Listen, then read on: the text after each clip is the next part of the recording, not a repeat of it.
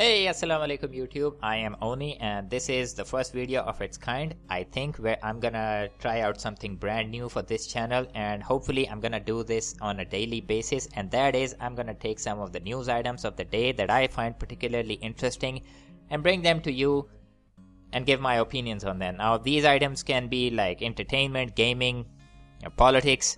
Sometimes, yeah, forget about the politics. Nobody cares about that. So we're going to talk about a lot of stuff, and I do hope that you like this new kind of segment that I'm doing for my channel, and it has more of a broader reach for the audiences, because holy shit, my channel can really use that right now.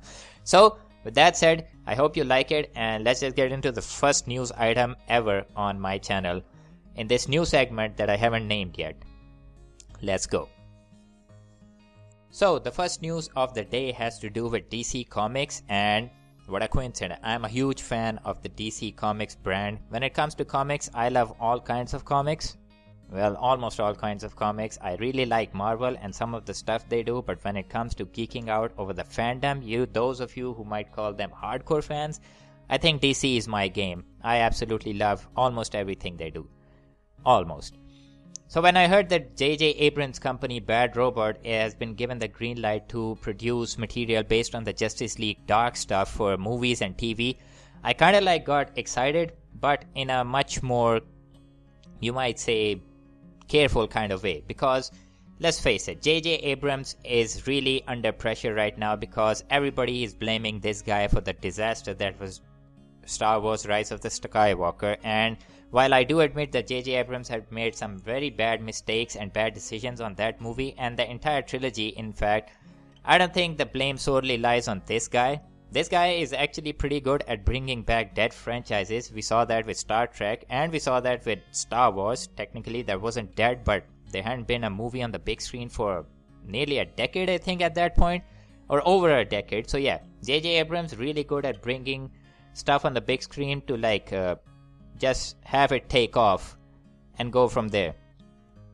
Now, last year, if you all remember, J.J. Abrams' company Bad Robot was actually between a bidding war between Warner Brothers and Disney, and a lot of people are of the opinion that Disney didn't actually want the entire company, they just wanted J.J. Abrams, and they are pretty much afraid that J.J. Abrams has now sided with Warner Brothers and is going to helm new projects for their DCEU property.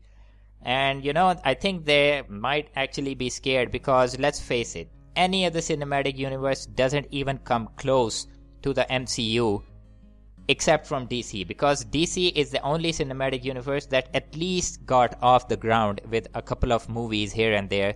Some of them really bad, some of them were okay, and some of them were actually pretty good. And I think with the recent release of Aquaman and Wonder Woman, and especially the Joker, DC is really on the right track, and I guess Disney is kind of afraid. And here comes the conspiracy theory, because I also heard on the internet by some people that maybe Disney is deliberately trying to sabotage J.J. Abrams as a creator, so people lose faith in him, and maybe they deliberately sabotage Rise of Skywalker.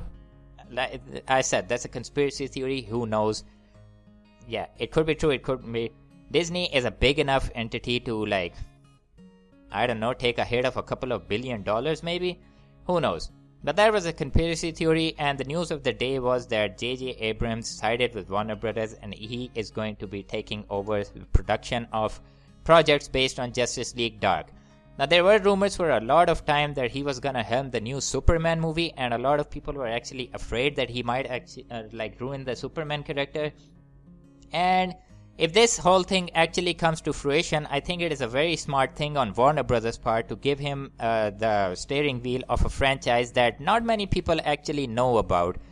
Justice League Dark is basically Justice League, but with characters of very dubious origins, and it has to do with the mystical and the magical and the demonic and the horrific kind of stories that don't really fit in with the broader continuity of Justice League with Wonder Woman, Superman, and Batman. So maybe giving him this opportunity to try out his creative stuff on these smaller franchises might actually prompt Warner Brothers to first test him out and then give him something as big as Superman, because God knows it, we really need a new Superman movie at this point in time.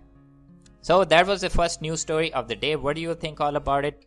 leave your comments down below and let me know. And if you liked this video and enjoyed this content, do subscribe if you want to see more. Leave a like, share this video, ding that notification dong, and I'll see you next time.